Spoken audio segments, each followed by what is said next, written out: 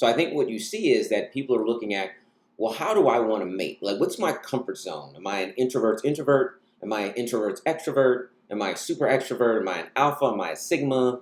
And now I can play with a series of different apps. I can play with a series of different environments. I can deploy a series of at the same time where maybe I'm on a match that's more serious, look at the possibilities.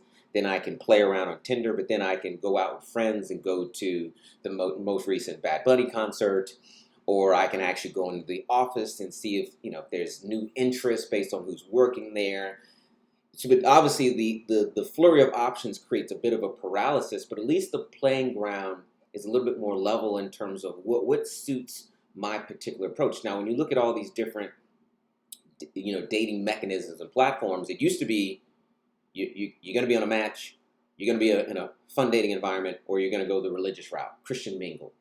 But now they're splintering sort of everywhere where it's kind of like persona based. Let's remember, the average human being has the plurality of identities. We're not one identity. We're a series of identities. The identity that shows up in the room is the one that will be tolerated.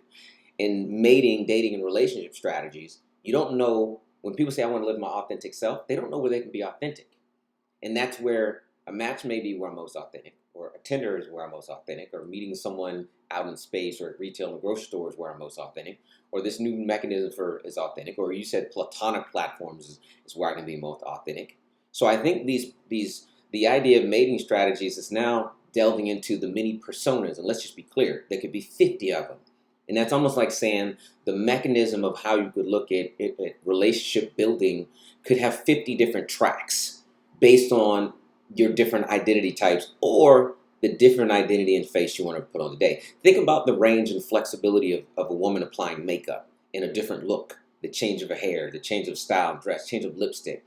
Now you can actually look at mating strategies to suit all these different identities and personas to play these things out, to figure out where you're most comfortable, where you're most relatable, where I can find my tribe. We've now turned the idea of mating and really infused it into all the different facets of culture. So think how dynamic culture is and how all the spectrum it is and how it lives based on different ethnicities, different cities, from skateboard culture to t-shirt culture to street culture to Comic-Con dress-up culture. I mean, all the facets of culture.